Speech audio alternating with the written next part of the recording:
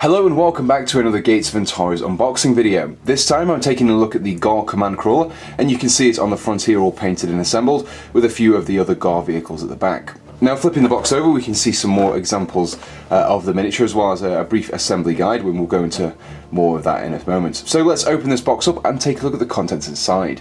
So here we have the first two components that we're going to be looking at as part of the set, and these are the resin parts. Now these consist of the main body of the crawler. You can see the main kind of seats that the Ghar sit in. We've got the main cannons on the front there as well. Pretty much the entire miniature is this set here.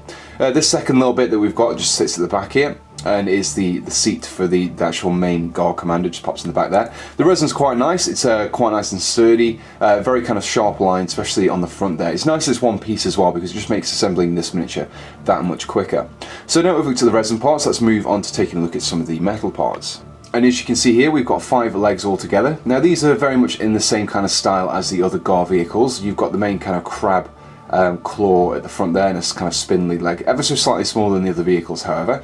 We've also got the actual Ghar commander, and you can see him here is his console. He's got these data tendrils going leading to his helmet, no doubt feeding all this battlefield information directly to him.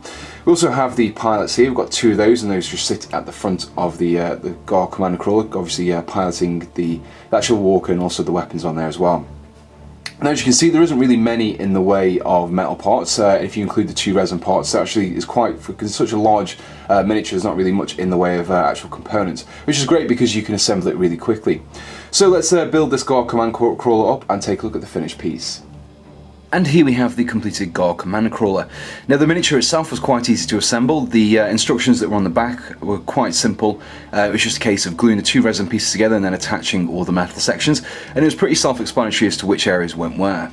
Now the resin pieces themselves were really nicely cast. I already pointed out the really kind of stark lines in the actual main body of the command crawler, but in terms of actual tabs to be removed and mold lines to be filed down, there wasn't really much in the way there. It was quite quick and easy to assemble this particular miniature. So now that we've looked at the assembled miniature, let's move on and get an overall summary for this kit. So that was the Ghar command crawler, an overall really nice miniature. I really like the fact that the aesthetics have been kept in keeping with the other Ghar vehicles.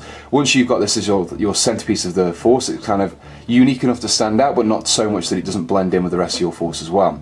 Now it's really recommended that you take one of these Ghar command crawlers in your Ghar forces because they really do have some fantastic abilities. Not only are they heavily armed with these blaster cannons on the front as well, they also can give your surrounding units the same order that you've given the command crawler, which is great for those early activations.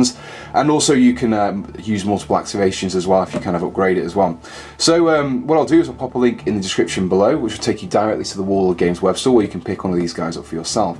And until next time, thanks for watching and goodbye.